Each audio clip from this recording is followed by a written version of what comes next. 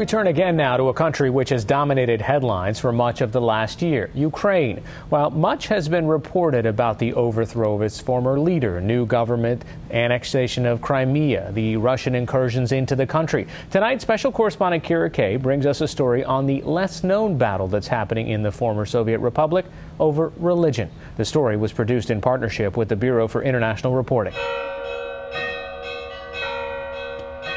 St. Nicholas Church is the center of life in the Ukrainian village of Butin. It survived 2 world wars and the communist Soviet Union that demolished many other churches around the country. But St. Nicholas has now become an unexpected battleground of beliefs and even political influence in Ukraine. It used to belong to the Ukrainian Orthodox Church of the Moscow Patriarchate, the country's largest denomination. It maintains a direct link to Russia's own politically influential Orthodox Church.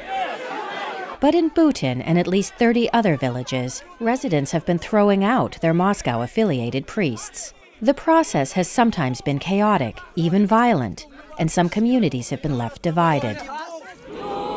Ukrainians are marking a year of dramatic protests on Kiev's main square, the Maidan.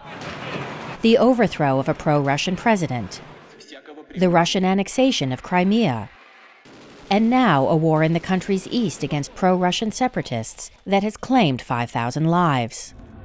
This turmoil impacts people's faith, says Andrei Yurash of the government's Religious Affairs Office. They can accept their belonging to church, which is directly subordinated to Moscow, which is now seems for absolute majority of people in the country as a visible direct enemy. In Butin, the trouble started, villagers say, when the priest refused their requests to pray directly for the Maidan protesters. That was my child there. There were students and children of other parents that were residents of our village. That was the last straw. Svetlana Evgenievna and her neighbors felt they had to remove their priest. There was a gathering of the village. There were shouts and quarrels, and we weren't sure what to do. One man proposed a referendum, how many for and how many against. Villagers voted to transition to the smaller, unofficial, but overtly pro-Ukrainian church called the Kiev Patriarchate. The church holds services in Ukrainian, not Old Slavic, and has no ties to the Russian Orthodox Church. In October, a new priest arrived, and pro-Kiev parishioners, backed by ultranationalist activists, took over the grounds. Butin is a patriotic town in the heart of nationalist Western Ukraine. The town's school holds fundraisers for troops fighting in the east, which includes several local men. This makes it hard for Moscow Patriarchate holdouts, like Tamara Kaznovetska and Olga Tsimbaluk. Someone told me, "You are a bandit, you're a separatist, you pray in the language of the aggressor." I was just going to church. I pray to God. I don't pray to Putin. We are not against Ukraine. We are simply Christians who cannot leave our 1,000-year-old faith. After the collapse of the Soviet Union, Ukraine inherited today's Moscow Patriarchate from the main church in Russia. In 1992, the rival Kiev Patriarchate was established by a breakaway priest named Filaret, who felt Ukraine deserved its own church. Always much smaller and not recognized by official Orthodox leadership, the Kiev Patriarchate grabbed last year's political moment, joining protesters on the Maidan and then protecting them. 18-year-old Irina Kotsubinskaya was injured when riot police attacked the Maidan protesters last November. But she managed to escape and fled with others to a nearby Kiev Patriarchate monastery. In the weeks that followed, St. Michael's became a sanctuary. The church played not just an actual, but also a symbolic role.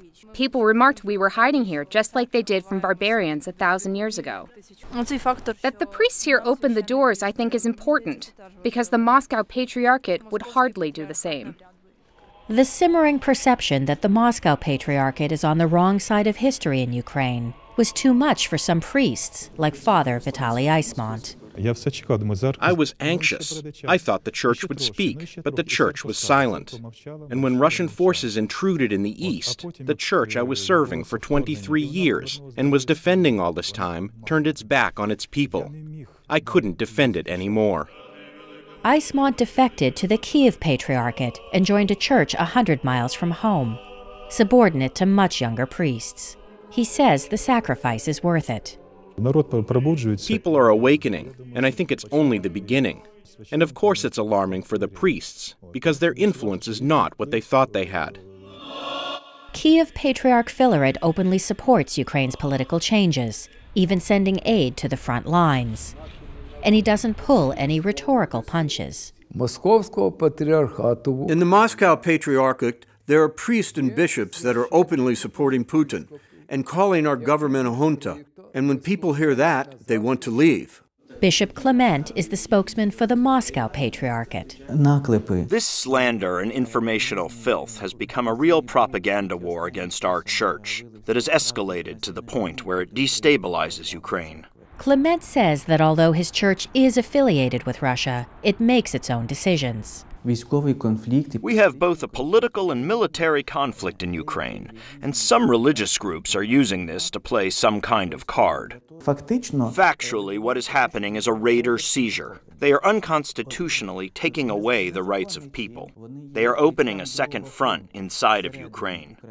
The Moscow Patriarchate reacts as if we were invading its churches. We are not invading, we are accepting parishes that want to switch.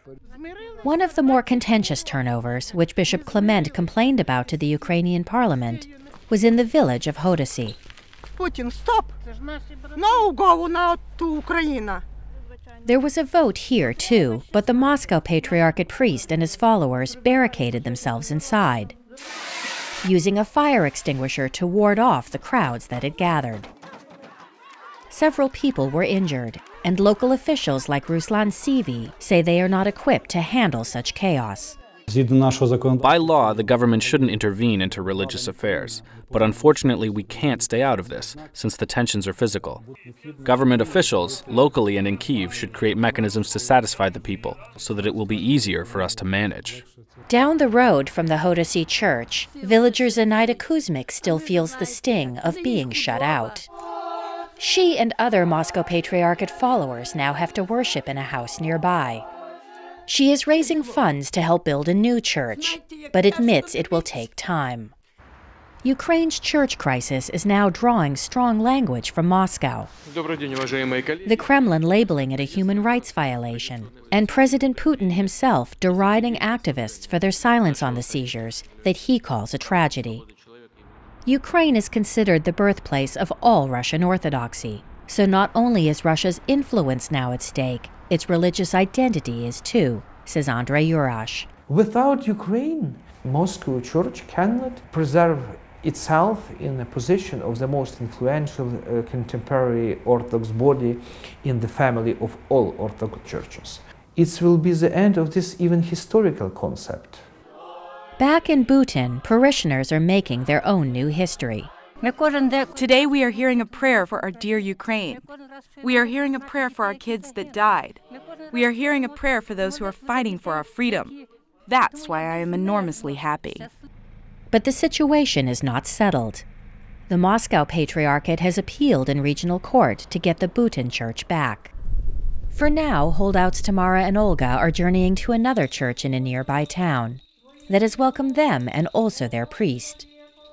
It can be seen across the valley from the Little Blue Church of St. Nicholas, an apt metaphor for the country's religious rift. This is Kira Kay in Western Ukraine.